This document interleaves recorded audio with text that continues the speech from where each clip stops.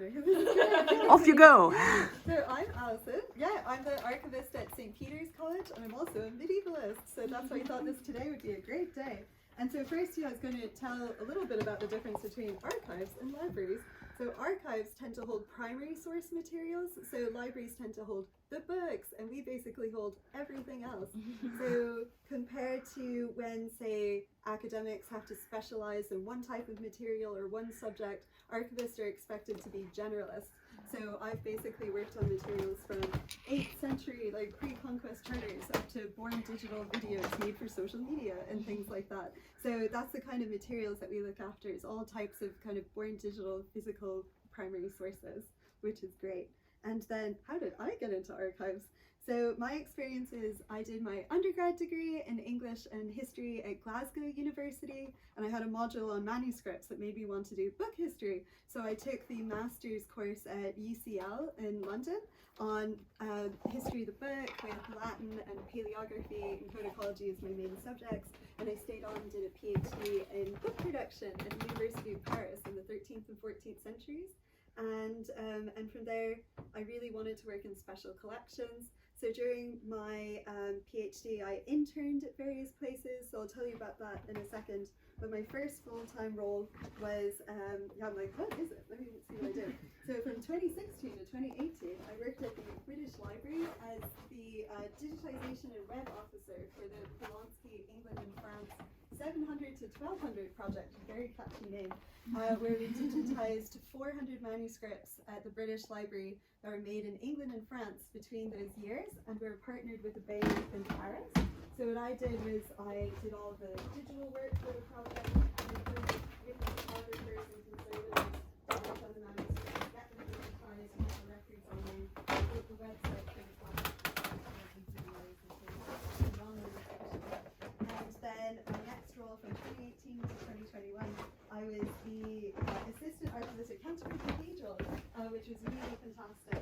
And as the assistant archivist there, I looked after all the pre-Reformation collections, which are recognised on the UNESCO Memories of the World Register for the UK, and which is a really fantastic collection. And I worked on the modern records, the working documents of the cathedral, because it's still a living body, that it's still a functioning church and everything. So there's a lot of papers to do with that. I also looked after the city council records for Canterbury as well, and for the records for over 200 parishes in East Kent as well.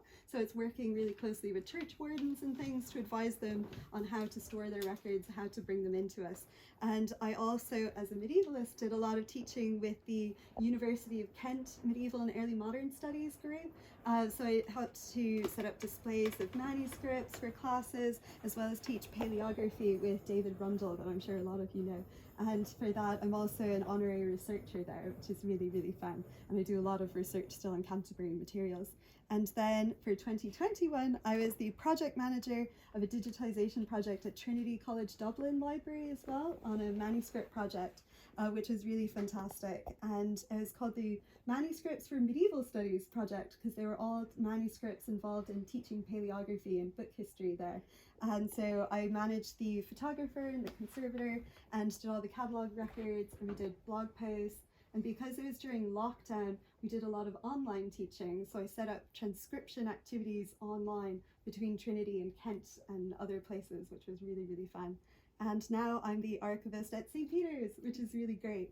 And so I just joined last year, and I look after a lot of materials. Because we're a smaller, newer college, our archives are quite small.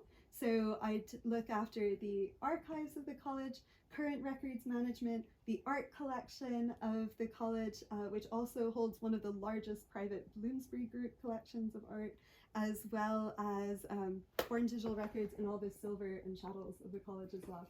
And I'm also the college historian. So it's great. So I call myself kind of like an academic handyman, which is really, really fun. And so what kind of basic core skills do I recommend?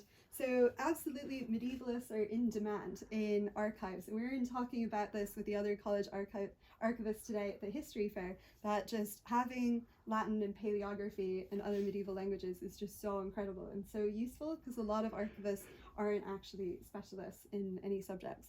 So it would be really great. And then basic handling materials, so great to just know how to put a book on a cushion, that kind of thing, manuscripts, how to work with those things.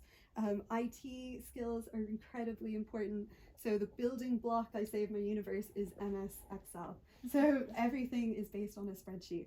So if you can do basic spreadsheets, you are a god. Yeah, it's amazing. And I spoke to Andrew Dunning just earlier as well, and he recommends for students the GitHub student section as well, to just play around with like basic programming. And LinkedIn Learning has a lot of digital stuff. So don't pay for any courses. You don't need to sign up to anything really advanced or specific. It's just great to kind of play with these things and get a feel for what that kind of digital work is like. Social media skills are actually really important because we do a lot of promotion and materials. So Twitter, Instagram, TikTok, these are all really great things to have.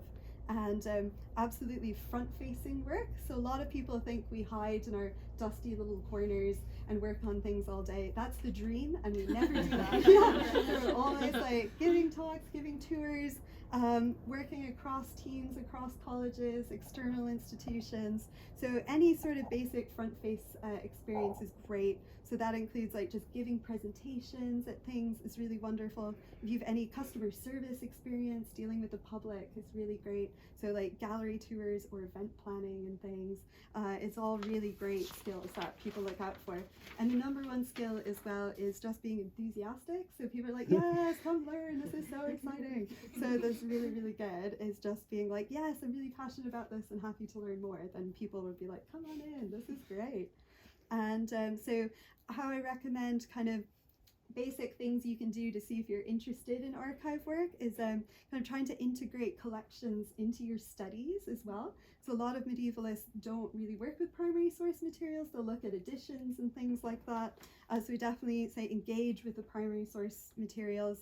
Like if you wanted to do like transcription exercises, put in a manuscript description into any assignments you're doing. Case studies of objects or materials are fantastic. And there's obviously mini projects with digital editions you can do and things like that. Especially here in Oxford, there's so much on offer that you can do. It's really amazing.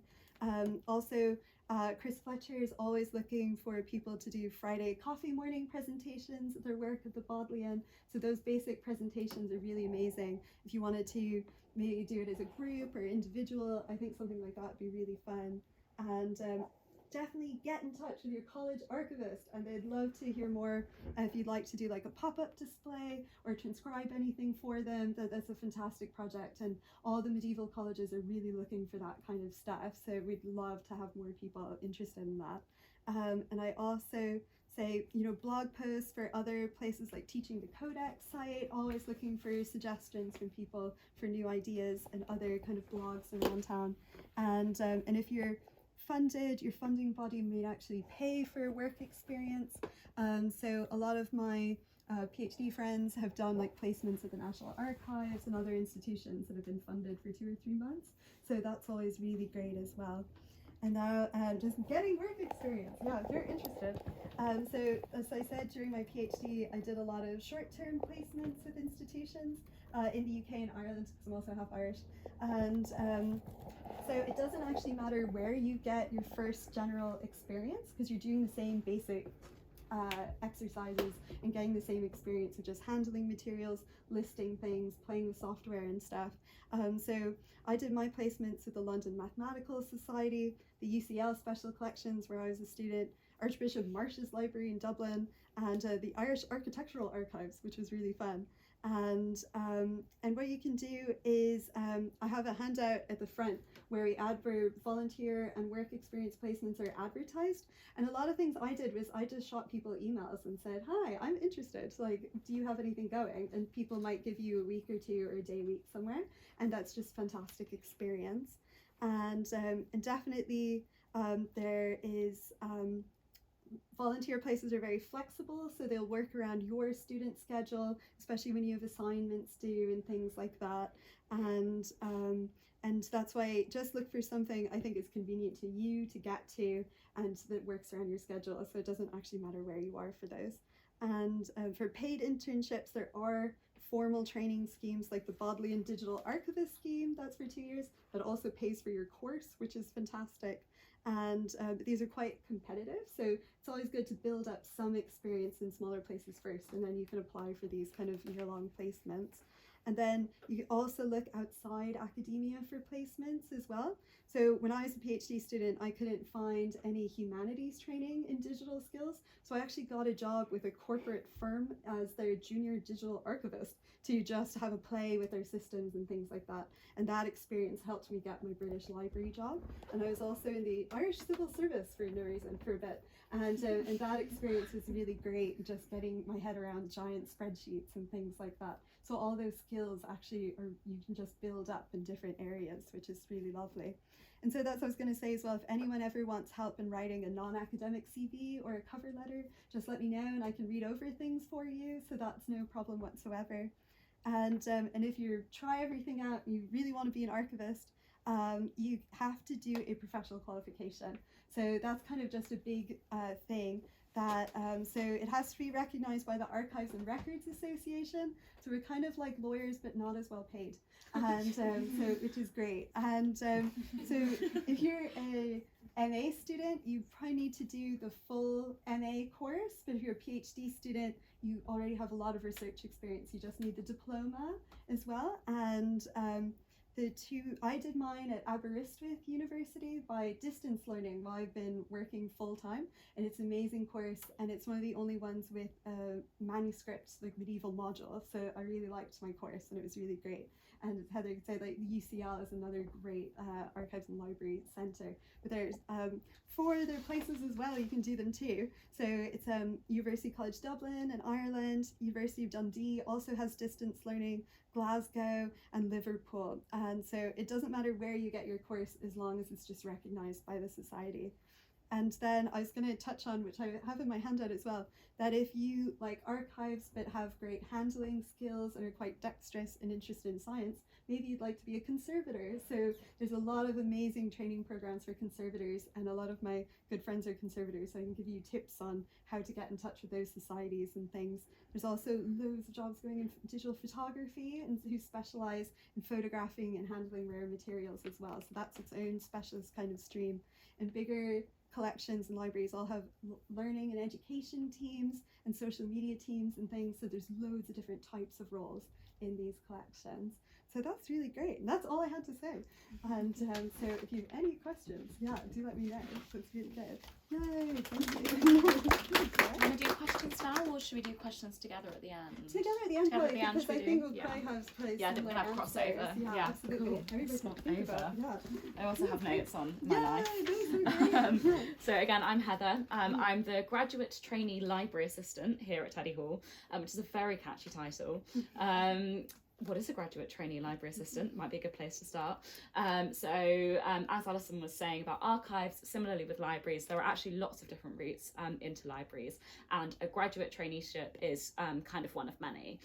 There are lots of graduate trainee opportunities in Oxford specifically, and also in London and in Cambridge, and then there are other ones kind of dotted around. But what I will say for doing it in somewhere like Oxford or London or Cambridge is that being around other people doing the same thing is really wonderful. You're kind of part of a cohort. So that's just one thing to kind of say up top.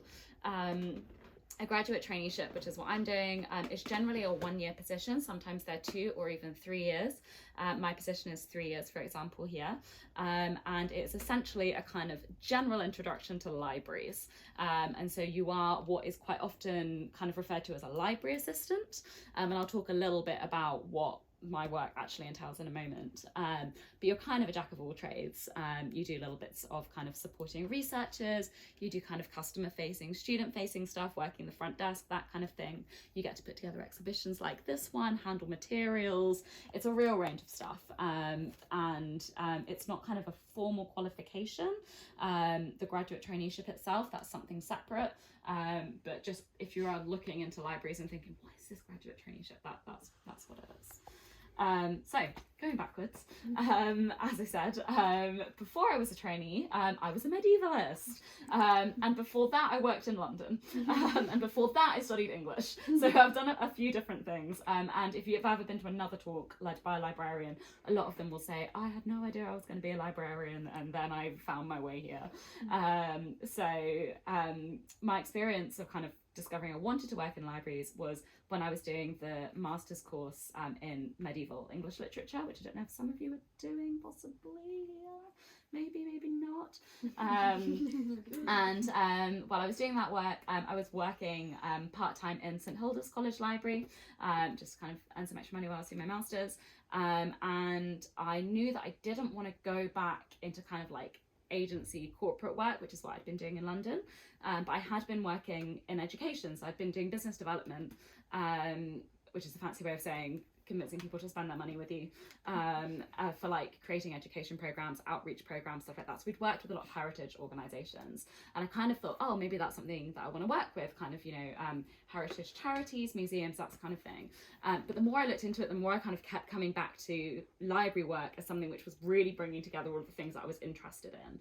And I know at that time that I didn't want to stay on and do a PhD, and that was kind of why I'd done the masters, was because I really loved my undergraduate. I got really into medieval stuff in like my final year, and I wanted to see if I wanted to carry on and do that as further study. And I realized that actually I missed working, I missed having a job, which might sound really weird, but I missed being part of a team of people kind of working on something together. I missed the structure, and having a steady paycheck.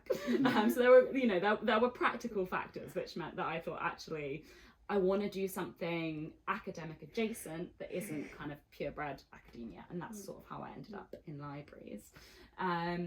I got very lucky in terms of who I met kind of when I first started talking about maybe I want to go into libraries, and it was kind of explained to me about the college graduate traineeship system, and the way that it works in Oxford is that you're employed by your college, but then you're also part of like a wider training network. So in my first year of my traineeship, I was working here full time, but I was also on Wednesday afternoons going off with other people from Oxford to the Bodleian to do training. And so we did things like, you know, conserving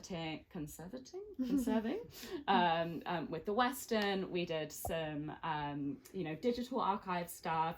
We met the digital archives people at the Western, and that was a really lovely kind of introduction to all things libraries. In terms of what I now do on kind of like a day-to-day basis, I think that actually it splits off quite nicely into kind of 4 different things. So the first one is customer service. Unsurprisingly, quite a lot of what I do is talking to students and kind of helping them do things from finding references for stuff to, yes, if you press that button on the printer, it will work, I promise. So, you know, there is a bit of a range there. Every day is different, which I absolutely love.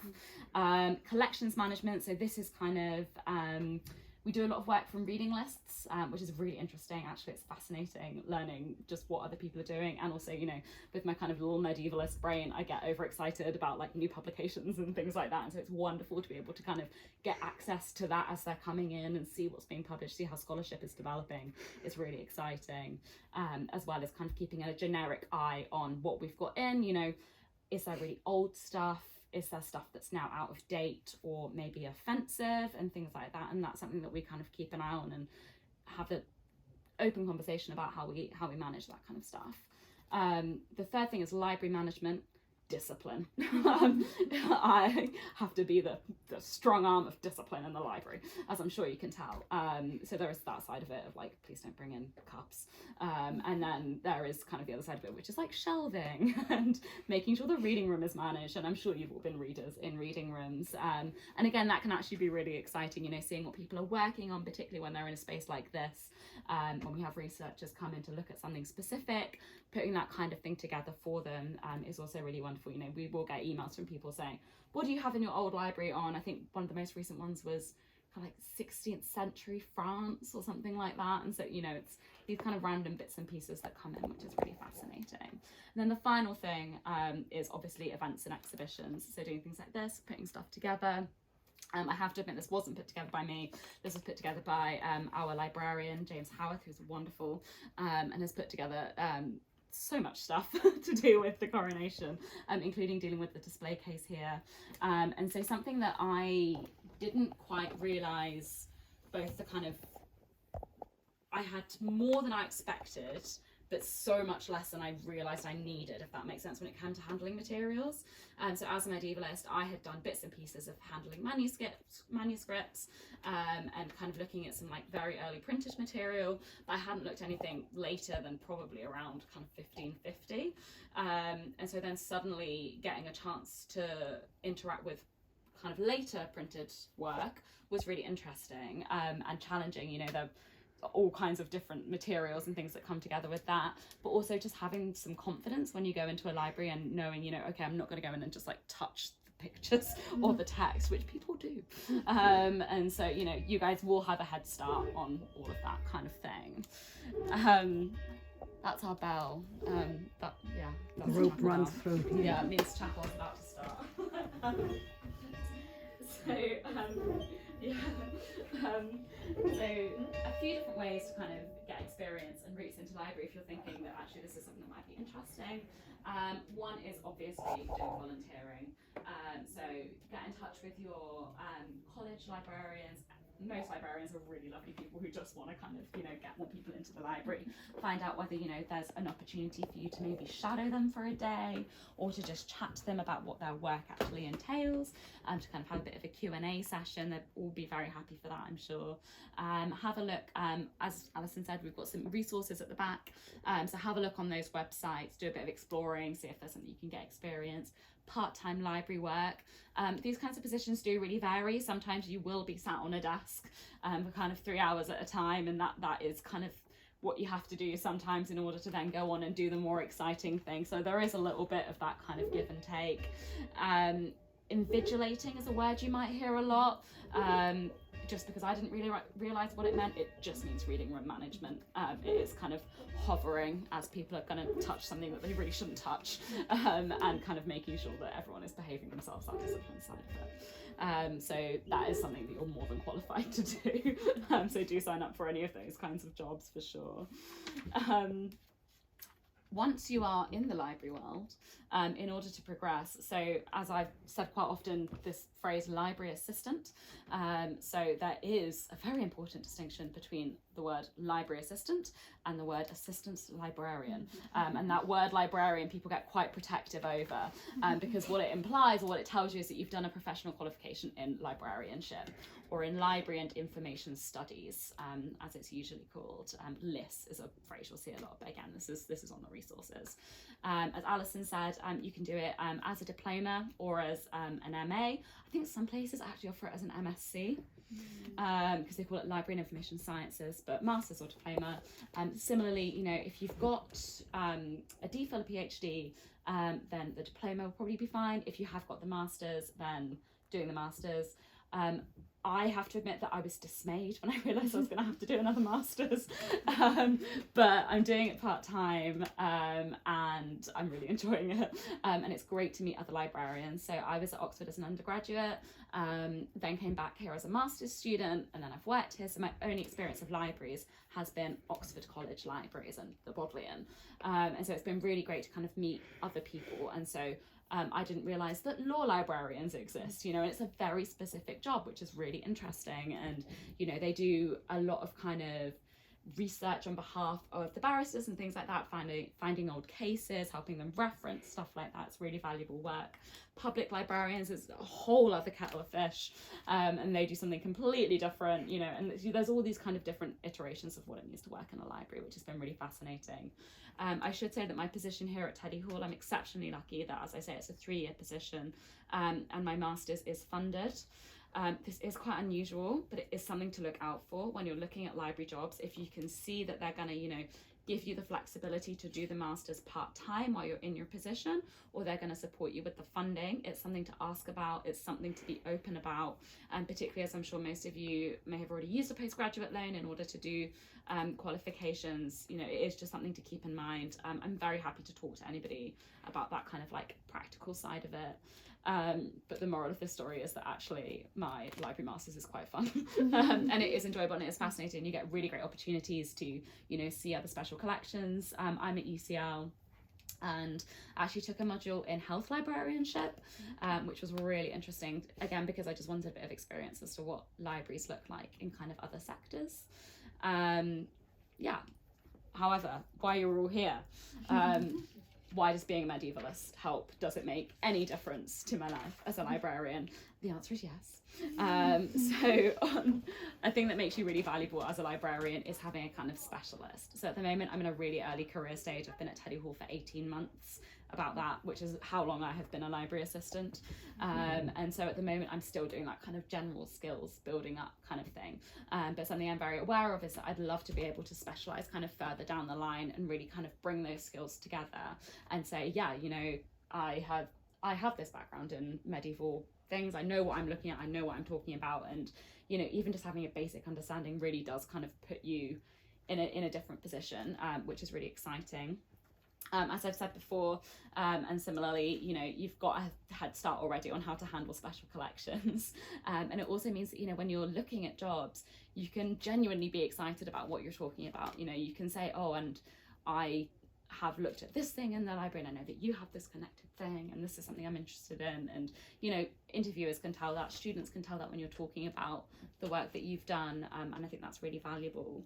The other thing to say is that, you know, you're currently all on like the other side of what we do, and that, again, really important to kind of keep an understanding. I think that, you know, there is this sort of stereotype of a librarian who's kind of very protective of the collections and really doesn't want anyone to look at it or touch anything. And obviously that's true of some things, but most things we really do want people kind of in there. We want them to be looked at. We want them to be opened. We want to have discussions, and kind of being able to foster that collaboration between library staff and academic staff is really important. And actually, as medievalists, as academics, like, you have a really strong background to be able to come in and do that. A brilliant seminar I saw was talking about how, you know, librarians are the experts in what they've got, and then the academics are like the experts in what you can do with that, which I think is something interesting to think about. And, you know, in some ways you guys kind of have the best of both worlds there. Yeah, that is my whistle-stop tour of being a librarian, a library assistant. But yeah, as Alison said, ask us any questions. Thank you.